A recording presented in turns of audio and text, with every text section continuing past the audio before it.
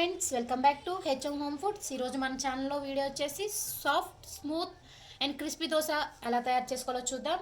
అలాగే దోశ బ్యాటర్ ఎలా ప్రిపేర్ చేసుకోవాలో చూద్దాం. ముందుగా ఒక గ్లాస్ మినపప్పు తీసుకొని నానబెట్టుకోవాలి. కడిగి శుభ్రం చేసుకోవాలి. ఇప్పుడు నానడానికి సరిపడా వాటర్ యాడ్ చేసుకోవాలి. ఇందులో ఈ మినపప్పును ఒక 6 to 8 hours బాగా నానితే పప్పు ఒతుకు బాగా వస్తుంది. నేను తొక్కు మినపప్పును తీసుకున్నాను ఫ్రెండ్స్. మీరు కావాలితే గుడ మినపప్పును కూడా తీసుకొని ఇలా నానబెట్టుకోవచ్చు. ఇప్పుడు ఒక కప్పు మినపప్పు తీసుకున్నాం కదా, దానికి 3 కప్పుల రైస్ యాడ్ చేసుకోవాలి.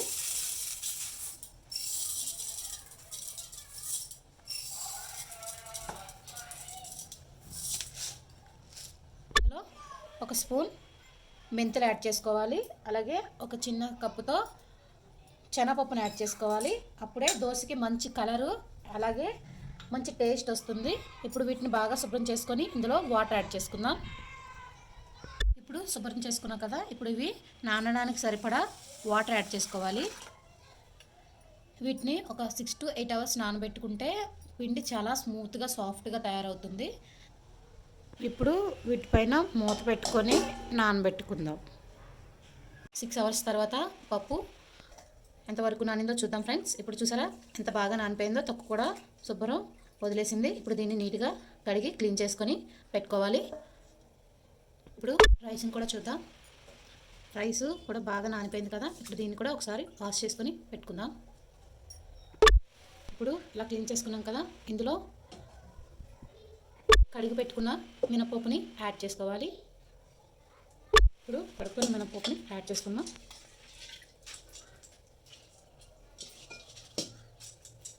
ఇప్పుడు మొత్తాన్ని బాగా కలుపుకోవాలి. రైస్ అలాగే పప్పు కడిగేటట్టు కలుపుకోవాలి. రెండింటిని బాగా మిక్స్ చేసుకున్నాం కదా, ఇప్పుడు దీన్ని మిక్సీ పట్టుకుందాం. ఇప్పుడు మిక్సీ పట్టుకున్న ఈ పిండిని ఒక గిన్నెలో యాడ్ చేసుకుందాం.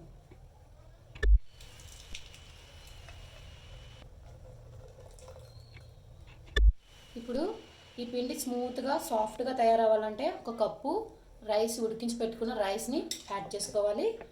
అలాగే ఇందులోనే మనం పెట్టుకున్న పప్పు బియ్యాన్ని ఒక కప్పు యాడ్ చేసుకొని బాగా మెత్తగా మిక్సీ పట్టుకోవాలి. చూసారా, రైస్ వేసి మిక్సీ పట్టుకుంటే ఎంత సాఫ్ట్గా స్మూత్గా ఉందో. ఇలా మిక్సీ పట్టుకుంటే దోశలు చాలా స్మూత్గా సాఫ్ట్గా వస్తాయి ఫ్రెండ్స్. యాడ్ చేసుకుందాం. ఇందులో ఇప్పుడు చూసారా ఎంత సాఫ్ట్గా ఎంత బాగుందో. ఇందులో ఒక కప్పు రైస్ యాడ్ చేసుకొని మిక్సీ పట్టుకుంటే చాలు ఫ్రెండ్స్. చాలా బాగా టేస్ట్ కూడా చాలా బాగుంటుంది. అలాగే చాలా సాఫ్ట్గా కూడా. ఇప్పుడు చూసారా ఎంత బాగుందో పిండి.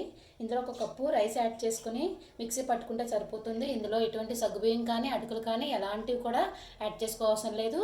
పిండి చాలా బాగా పొంగి దోశలు వేసుకోవడానికి చాలా బాగుంటుంది. అలాగే చాలా టేస్టీగా కూడా ఉంటాయి. మా పిల్లలు కానీ మా వారు కానీ చాలా ఇష్టంగా తింటారు ఫ్రెండ్స్. మీకు కూడా నచ్చితే ట్రై చేయండి. ఇప్పుడు దీని మీద మూత పెట్టుకొని 8 hours పక్కన పెట్టుకుందాం. అప్పుడే పిండి బాగా పొంగి దోశలు బాగా రెడీ అవుతాయి. ఇప్పుడు 8 hours తర్వాత చూద్దాం. పిండి చూసారా ఎంత బాగా పొంగి ఎంత బాగా నానిందో. ఇప్పుడు దీన్ని కలుపుకొని దోశ వేసుకోవడమే ఫ్రెండ్స్. నేను యాక్చువల్గా నైట్ నానబెట్టుకున్నాను. నెక్స్ట్ డే మార్నింగ్కి ఇలా తయారైందనమాట. చూసారా ఎంత బాగుందో. ఇప్పుడు ఇందులో సాల్ట్ యాడ్ చేసుకొని దోశ వేసుకోవడమే అంతే ఫ్రెండ్స్. చూసారా ఎంత బాగా రెడీ. ఇప్పుడు దోశ వేసుకుందాం. ముందుగా కొన్ని వాటర్ కలుపుకొని ఇందులో ఒక గరిటె పిండి యాడ్ చేసుకుందాం. దీన్ని బాగా తిప్పుతూ వేసుకోవాలి. ఇప్పుడు ఇందులో కొంచెం ఆయిల్ వేసుకోవాలి. అలాగే కట్ చేసి పెట్టుకున్న ఆనియన్స్ ముక్కలు వేసుకుంటున్నాను ఫ్రెండ్స్. నేను ఆనియన్ దోశ వేసుకుంటున్నాను కాబట్టి ఆనియన్స్ ముక్కలు వేసుకోవాలి. దోశ తీసుకుందాం. చూసారా ఫ్రెండ్స్ ఎంత చూడడానికి కూడా ఎంత బాగుందో, అలాగే తినడానికి కూడా చాలా టేస్టీగా ఉంటుంది.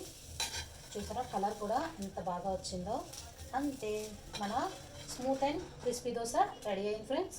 నా వీడియో కనుక చూసారా ఫ్రెండ్స్, దోశలు ఎంత బాగా వచ్చాయో, అలాగే టేస్టీగా కూడా ఉంటాయి. నా వీడియో మీకు నచ్చితే లైక్, షేర్, సబ్స్క్రైబ్, కామెంట్ చేయండి. Thanks for watching. ఇప్పుడు చట్నీ వేసుకుందాం. నేను పప్పు చట్నీ చేశాను ఫ్రెండ్స్. వీడియో లెంత్ ఎక్కువైపోతుందని చెప్పేసి చట్నీ ఎలా చేయాలో చూపించలేదు. మీకు కానీ కావాలనుకుంటే కామెంట్ చేయండి ఫ్రెండ్స్, తప్పకుండా చట్నీని కూడా చేయడం చూపిస్తాను. Thanks for watching.